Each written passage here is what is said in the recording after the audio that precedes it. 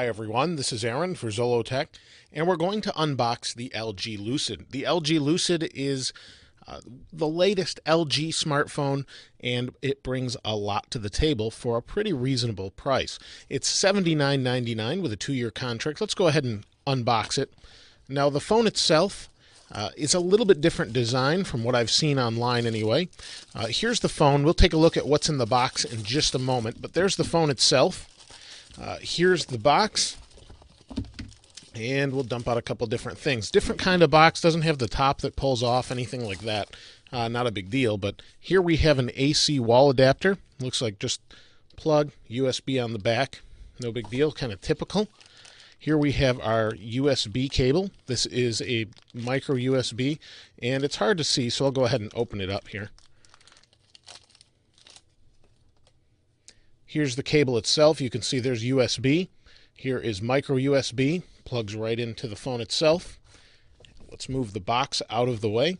Here we have some documentation. It says "Start Here, Lucid" by LG. I'm going to wrap it in Apple style with this cellophane tape here. So we have the "Start Here," different languages, important consumer information, product safety, and warranty information. Here we have the battery. The battery is let's take a look at what the actual specs are. I've read what they are, but I'm going to have to open this anyway. Here's the battery. It's 1700 milliamp hours. It's good for about 8 hours talk time or 14.6 days or 350 hours of standby time. Good capacity, 1700 milliamp hours.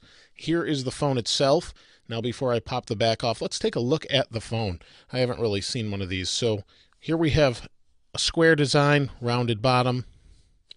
The side it's kind of thick, but it's a nice design. It's not just the normal plastic everything.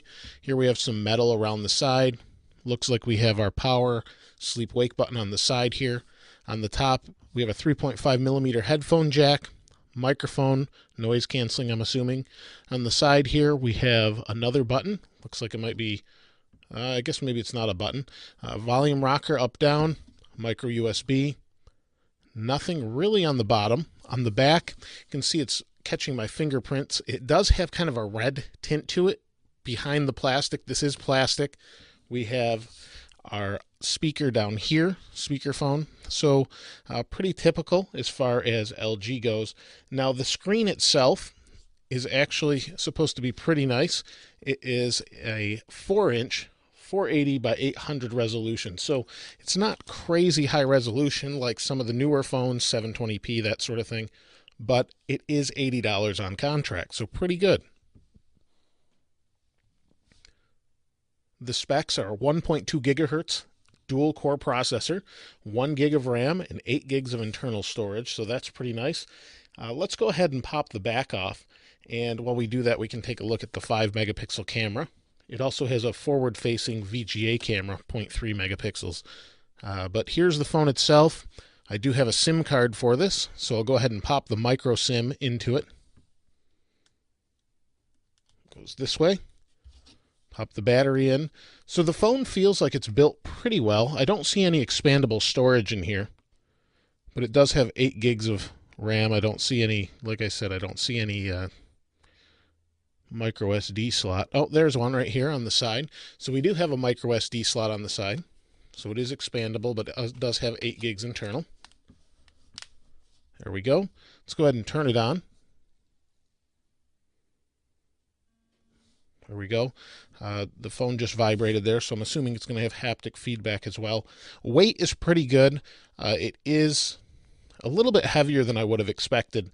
Feels good in the hand due to these rounded corners, though. They're kind of angled, rounded corners. I don't know if you can see that, but overall pretty nice. Phone's booting up. It is an LTE phone, so we should get really fast speed with that. It'll be seen to see how long it'll last with LTE on the battery.